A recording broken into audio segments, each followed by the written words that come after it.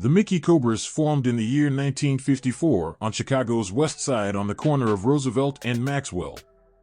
The founder of the Mickey Cobras was James Cogwell. The Mickey Cobras back in 1954 until 1960 were known as the Egyptian Cobras. During the mid-1950s, the Egyptian Cobras fought heavily with a gang called the 14th Street Clovers. The 14th Street Clovers were the gang that later became the Vice Lords in the late 50s. After several members of the 14th Street Clovers were incarcerated by 1957, the Egyptian Cobras had less competition. While incarcerated in the St. Charles Reformatory for Boys, the Clovers organized and became the Vice Lords. When the Vice Lords returned to Lawndale in the year 1958, they soon swelled into a force to be reckoned with. The Vice Lords were very aggressive and the dominant gang in Lawndale, therefore, they immediately began to tear away at the Egyptian Cobras.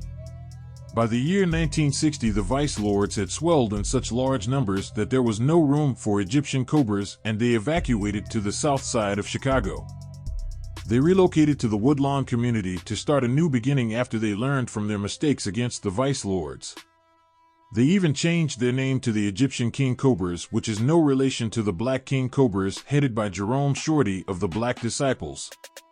Around 1961, James Cogwell was killed, leaving Henry Cogwell in charge of the Egyptian King Cobras. From 1961 till 1966, Cogwell led the Egyptian King Cobras successfully alone as they gained further reputation on the streets of Lawndale. In the year 1966, Eugene Hairston, who was the leader of the Blackstone Rangers, noticed the Cobras and offered the Cobras and Cogwell a position in the 21 Brick Alliance. The Cobras then joined the BPSN Alliance that opposed the Black Disciple Alliance and about a year later opposed the Gangster Nation Alliance. The Egyptian King Cobras then changed their name to the Cobra Stones in 1966. Soon afterward, Eugene Hairston went to prison and lost his position in the nation, making Jeff Fort the chief. Jeff Fort and Mickey Cogwell had a tight relationship, and Cogwell was also heavily tight within the BPSN. Mickey Cogwell became a public spokesman for the BPSN and their activities. In 1969, when Fort was asked to meet President Nixon, Fort sent Cogwell and Herman Moose Holmes, the leader of the Gangster Stones, to meet Nixon instead. In the late 60s, the BPSN raised over $1 million in government funding that was later proven in 1972 to have been mostly used illegally. Cogwell himself was responsible for raising $927,000 from the U.S. Office of Economic Opportunities. Starting in 1970, the police had been monitoring Cogwell for suspicions of defrauding the government of $927,000. Later in 1972, the government closed in on Cogwell and the whole BPSN, and leaders like Cogwell and Fort were charged. In 1978, Jeff Fort formed the People Alliance while in prison right before his release later that year. Because the Cobra Stones were a part of the BPSN, they also joined the People Alliance, which squashed any old beefs they had with Vice Lords. While Fort and Cogwell were out of prison, they began to organize the organization even more. Cogwell began to organize unions for McDonald's workers or other workers in fast food by 1976 for the equal treatment of employees.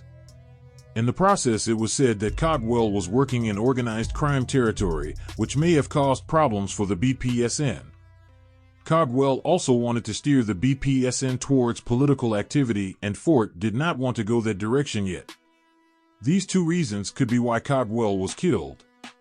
The main reason that it was believed he was killed was how Cogwell openly objected at the new El Rukn doctrines Jeff Fort established in 1976.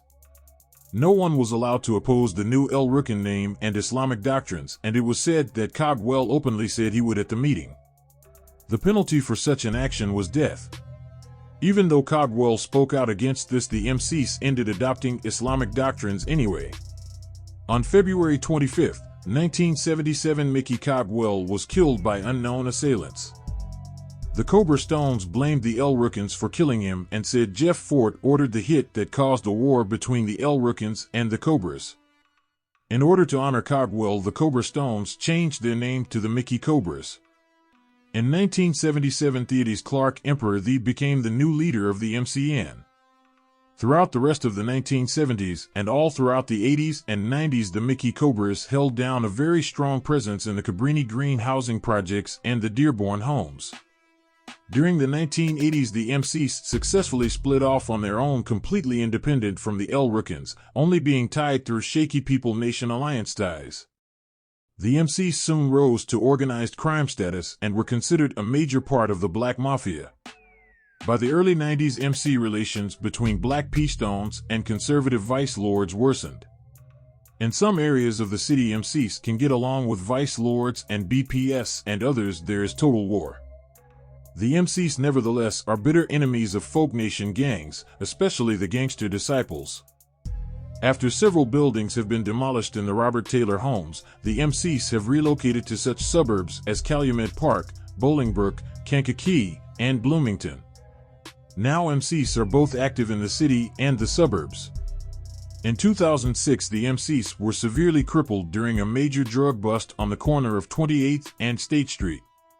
47 individuals were convicted for trafficking heroin, including a Chicago police officer, Tashika Sledge.